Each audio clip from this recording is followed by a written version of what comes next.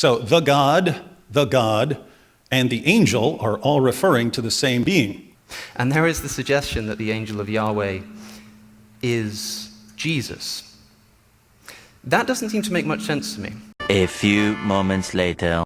Yeah, I do think that in this instance, Hebrews is probably presenting Jesus as... I don't know about the angel of Yahweh, but certainly we're looking at a high Christology in Hebrews, yeah. So close. This video is packed with powerful insights to help you demonstrate from the Old Testament that Jesus Christ is God. During his debate with atheist Alex O'Connor, Dr. David Wood, a former atheist himself, brilliantly showed that the angel of the Lord is, in fact, the pre-incarnate Christ. Then we've got a mysterious figure called the angel of the Lord. Whatever you think of when you think about angels, just get rid of that. The angel of the Lord is no ordinary angel because this angel is somehow the Lord. Angel just means messenger. In Hebrew, it can refer to a human messenger, a spirit messenger, or, in this case, the Lord himself. Look at Judges 6. The angel of the Lord came and sat down to talk to Gideon. The angel of the Lord appeared to Gideon. Then it switches to, the Lord turned to him. The Lord answered. Then it goes back to the angel of the Lord. Then, when Gideon realized that it was the angel of the Lord, he exclaimed, "Alas, sovereign Lord, I have seen the angel of the Lord face to face." But the Lord said to him, "Peace, do not be afraid, you are not going to die. If you see the Lord in all his glory, you're dead. But if you see the angel of the Lord, who is somehow the Lord, you might survive." One more example of this. Here's Jacob blessing Joseph in Genesis 48. Then he blessed Joseph and said, "May the God before whom my fathers, Abraham and Isaac, walked faithfully, the God who has been my shepherd all my life to this day, the angel who has delivered me from all harm, may he bless these boys." He, singular. So the God, and the angel are all referring to the same being. The angel is God, but the angel is the messenger of God. This is all over the place in the Old Testament, from Genesis all the way to the prophets. We just don't pay attention to it when we're reading. Did you know that the angel of the Lord appears around 50 times in the Old Testament, depending on the translation and interpretation? In at least 8 to 12 key instances, the angel is clearly identified as God or speaks as God, strongly suggesting these are appearances of the pre-incarnate Christ. We'll take a closer look at these examples shortly. If there's one God, why are there two powers in heaven? Why are there two powers who both act like God? They tried to deal with this problem in a number of ways, but mainly they were confused. And then Jesus came along. And he says, in effect, you know those two powers that you've been reading about in the scriptures? You know those two powers that you're so confused by? I can tell you about those two powers because I'm one of them. That's the primary way Jesus claims to be God. It's the primary way his followers claim that he's God. And it's the primary issue that enrages his opponents. But did Jesus really claim to be one of the two powers in heaven? Since Jesus is a highly controversial figure, and since there's a skeptic in our midst, I would suggest that if we want to know what someone like Jesus is claiming about himself, we can look at 6 things. We can look at what Jesus says and what Jesus does, what he says and does as they relate to our topic. We can look at what his friends say and what his friends do. Here I mean what they say and do in reaction to him. And we can look at what his enemies say and what his enemies do, again, in reaction to him. So what Jesus says, what Jesus does, what his friends say, what his friends do, what his enemies say, what his enemies do. I would put all of that together and say that's our evidence that we need to account for, and that will give us the best indication of what Jesus was claiming about himself. I don't have a ton of time left, so we'll consider a few things Jesus says and does and a few things his friends say and do. Along the way, we'll see the reactions of some of his enemies, and maybe I'll add a few more examples in the rebuttals. What does Jesus say? Jesus claims to be one of the two powers in heaven in multiple ways. I'll give you 3. The most familiar is the Father-Son language he uses. Jesus claims to be the Son of God. Now, someone can be a son of God in various ways in the Bible. Blessed are the peacemakers, for they shall be called sons of God.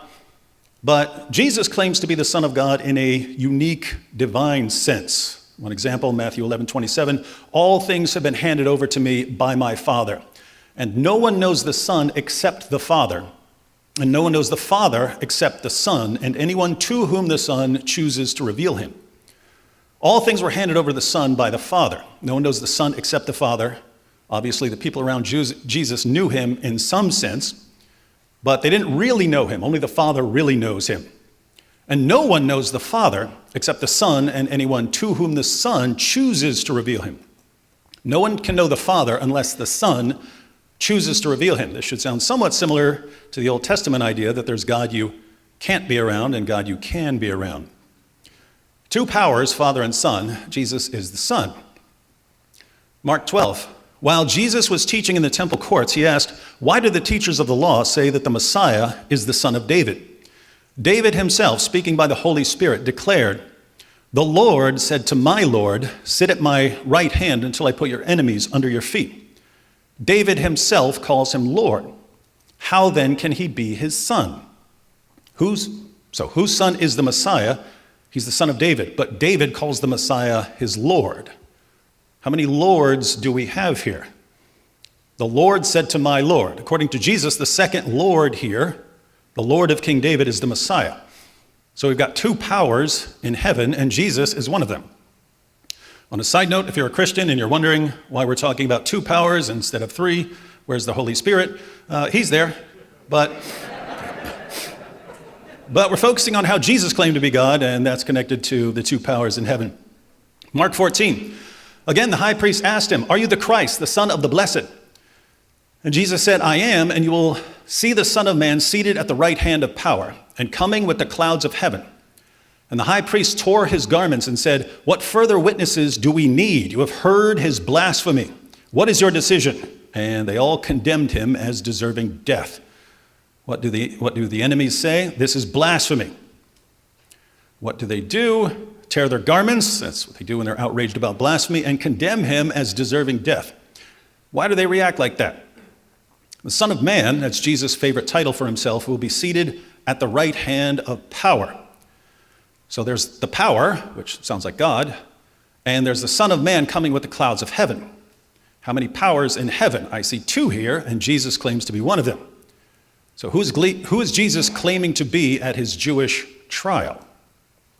He's claiming to be the Son of Man, prophesied in Daniel 7:13-14. Daniel says, "In my vision at night I looked, and there before me was one like a son of man, coming with the clouds of heaven.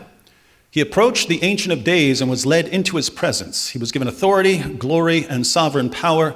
All nations and peoples of every language worshipped him. His dominion is an everlasting dominion that will not pass away, and his kingdom is one that will never be destroyed." So there's the Ancient of Days, God, but there's also the Son of Man, who will be worshipped by all nations, whose dominion is everlasting, and who comes with the clouds. In the Old Testament, Yahweh is the one who rides the clouds. Humans don't, angels don't. Isaiah 19, see, the Lord rides on a swift cloud. Psalm 104, the Lord wraps himself in light as with a garment. He stretches out the heavens like a tent and lays the beams of his upper chambers on the waters. He makes the clouds his chariot and rides on the wings of the wind. So God comes with the clouds. So we've got the Ancient of Days, who sounds like God, and we've got the Son of Man coming with the clouds of heaven, who sounds like God. Two powers in heaven, and Jesus claims to be one of them. This is beautifully explained. In addition to the Old Testament passages Dr. Wood references, there are several other scriptures where the angel of the Lord clearly points to Jesus Christ as God. Many theologians argue that 5 to 7 of these instances are Christophanies, pre-incarnate appearances of Jesus. 1. Hagar in the wilderness, Genesis 16. The angel speaks in the first person as God and promises to multiply her descendants. Genesis 16, verse 13. Hagar says, "You are the God who sees me." 2. Abraham and Isaac, Genesis 22. The angel stops Abraham and says, "Now I know you fear God." He later speaks as God himself. 3. Moses and the burning bush, Exodus 3. The angel of the Lord appeared to him in flames of fire from within a bush, Exodus 3, verse 2. But then the voice says, I am the God of your father. Exodus 3, verse 6. 4. Balaam and the donkey. Numbers 22. Angel blocks Balaam's path and reveals divine authority. 5. Gideon's calling. Judges 6. Gideon calls him Lord. The angel says, I will be with you. 6. Samson's parents. Judges 13. Manoah says, we have seen God. Verse 22. 7. Jacob wrestles with a man/angel. Genesis 32. He says, I have seen God face to face. Please note that this is not labeled as angel of the Lord, but seen as Christophany. Here are some reasons why I believe that the angel of the Lord in these and other passages refers to the pre-incarnate Christ. The angel often forgives sin, accepts worship, speaks in the first person as God, and possesses authority that belongs to God alone. Clearly, regular angels refuse worship, as seen in Revelation 22, verses 8 to 9. Finally, in John 8, verse 58, Jesus said, Before Abraham was, I am, identifying himself as Yahweh. The Gospels of endowing beings who are not Yahweh with Yahweh's name, and thereby enabling them to exert his authority as his representative on earth. David's already talked about the angel of Yahweh. And there is the suggestion that the angel of Yahweh is Jesus. That doesn't seem to make much sense to me. For a start, if you turn to Hebrews chapter 1, the very first verse says, In the past, God spoke to our ancestors through the prophets at many times and in various ways. But in these last days, he has spoken to us by his Son. In these last days. If Jesus is the angel of the Lord, way back in Exodus, the story of the Exodus, why is it that Hebrews says he's only spoken to us through the Son in the last few days? Likewise, in Acts chapter 6, Stephen is recounting a history of the Jews. And in it he says that an angel spoke to Moses through the burning bush. Not Jesus, but a messenger of Yahweh. It's a little bit strange. But suppose we just accept that the angel of Yahweh is a bit difficult to unpack. Augustine himself, by the way, said that the angel is correctly termed an angel if we consider him himself, but equally correct, he is termed the Lord because God dwells in him. What does that mean? I think it's an invocation of the divine name. This argument sounds clever, but collapses under scrutiny. If God's Spirit in us made us Yahweh, every Christian could claim to be God, which is blatant blasphemy. Yahweh is God alone. Angels, being created, can't bear that name either. The only logical conclusion? The angel of the Lord must be the pre-incarnate Christ, just as Hebrews so clearly affirms. Watch how God Logic's question completely stumps Alex. Sorry, everyone. From Avery. All right. Oh, you hold the mic? Okay. All right, for sure. What's going on, guys? So this is a question for Alex, man. How you doing, man? Hey, You mentioned, God Logic. Yes, yes, sir. You mentioned in Hebrews 1 where, God is speaking, or God spoke to our, through prophets. Now he speaks to us through his Son, and you're saying, where was Jesus then, back then? He should have been active. And so, regarding Hebrews, I just want to read you this and get your thoughts on this, okay? It's Hebrews 11. Regarding Moses, it says, by faith, Moses, and I'm going to just skip down to 25 and 26 for time, choosing rather to be mistreated with the people of God than to enjoy the fleeting pleasures of sin, he considered the reproach of Christ greater wealth than the treasures of Egypt, for he was looking to the reward. So how is it that Moses can be considering Christ's disapproval if Christ wasn't around for him to disapprove?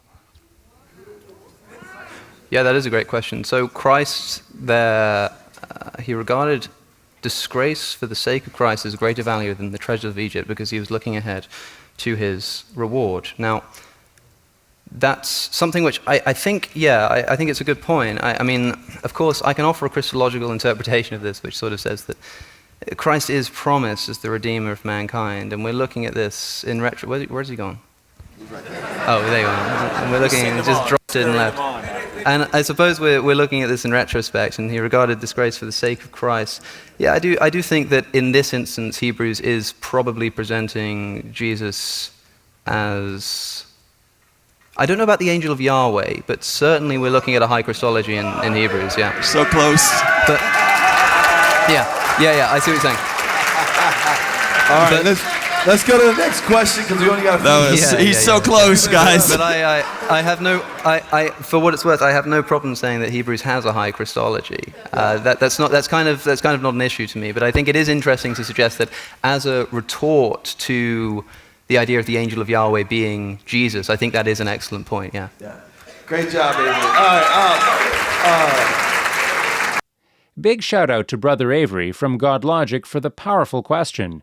If you're trying to argue against Christophany, Hebrews is the last place you want to go, and Avery breaks it down brilliantly. You do not want to go to Hebrews if you're trying to argue against the pre-existent, pre-incarnate Christ, which, thankfully, Alex was intellectually honest enough to concede and say, you know what, this does seem to show that Jesus did pre-exist, and it is a good retort against my argument that Jesus is not the angel of the Lord. This is a good retort here.